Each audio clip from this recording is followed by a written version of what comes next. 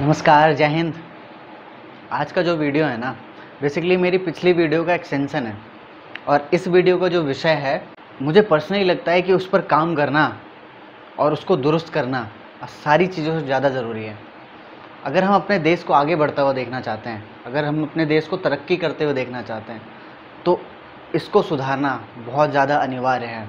मुझे लगता है ना कि जो हमारे देश में जो जितनी भी बड़ी बड़ी समस्याएं हैं, उनकी जो जड़ें हैं इस विषय की प्रदूषित मिट्टियों में गहरी धंसी हुई हैं। और इस मिट्टी को हमने थोड़ा भी साफ करने में कामयाब हुए ना, तो आधे से ज़्यादा समस्याएं अपने आप ही सुधर जाएंगी, ख़त्म हो जाएंगी। मैं ऐसा क्यों बोल रहा हूँ, किसको सुधारने की बात कर रहा हूँ, क्या अनिवार्य है, आने वाली वीडियोस में आपको पता चल जाएगा। तो चलिए आज की सभा का शुभारंभ करते हैं।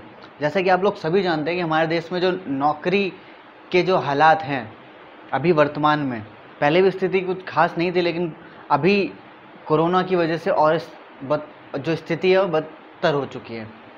अगर नौकरी में भी सरकारी नौकरी की बात करूं, तो उसको पाना आज भूसे के ढेर से सुई ढूंढने जैसा हो गया है।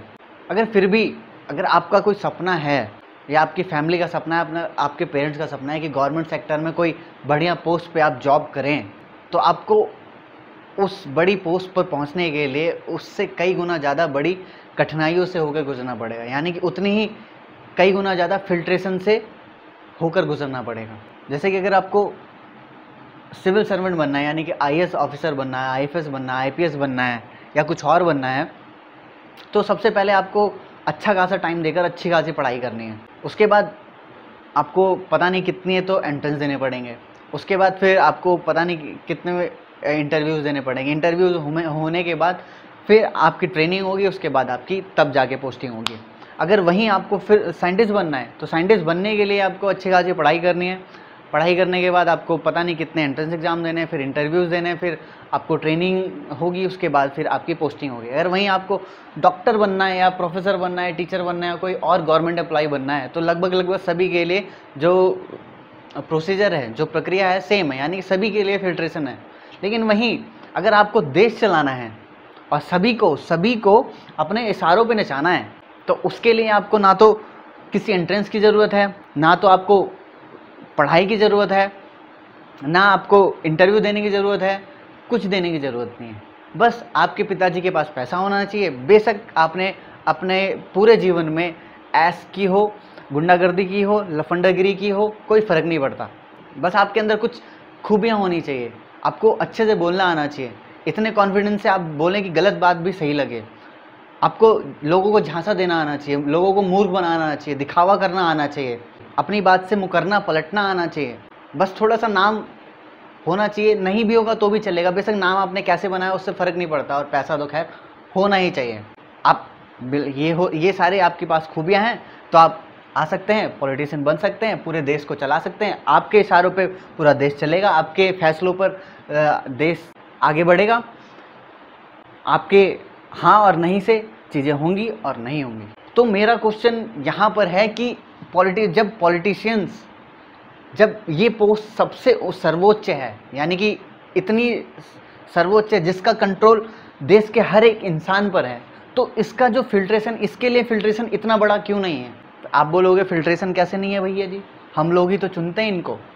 तो मैं आप लोगों से पूछना चाहता हूँ, क्या इतना काफ़ी है? और आज जो हमारे देश में जो स्थिति है, आधे से ज़्यादा जनता जो गरीब है, आप उनको ना घर बैठे उनकी मूलभूत सुविधाओं की जो पूर्ति कर दो, आपसे अच्छा इंसान इस दुनिया में कोई नहीं है। बल्कि आप उनके भगवान बन जाते हैं। और भगवान वोट क्या, अगर जान मांगता है ना, तो भी हंसते हंसते दे देते हैं। तो इतना आसान है ये वाला फिल्ट्रेशन। तो मेरा मानना है ना, यहाँ पर सुधार होने की ज़रूरत है। यहाँ ज़्यादा कुछ बदलाव होने की ज़रूरत नहीं है, कुछ फिल्ट्रेशन लाने की ज़रूरत है।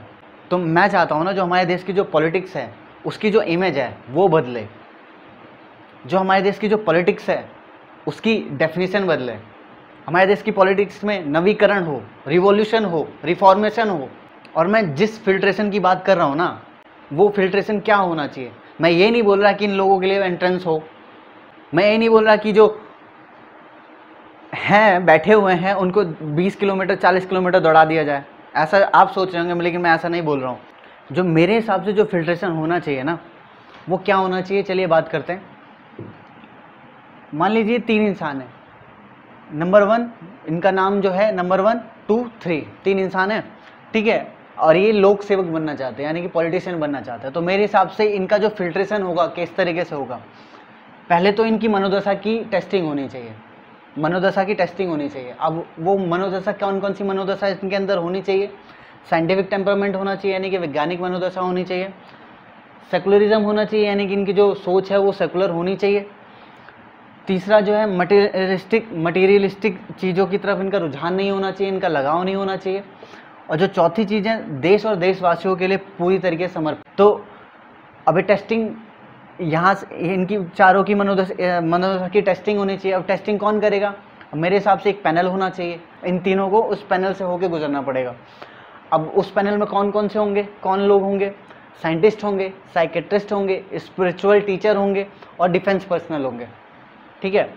तो यानी इंटरव्यू समझ लीजिए, इंटरव्यू टाइप का, यहाँ से होके गुजरेंगे।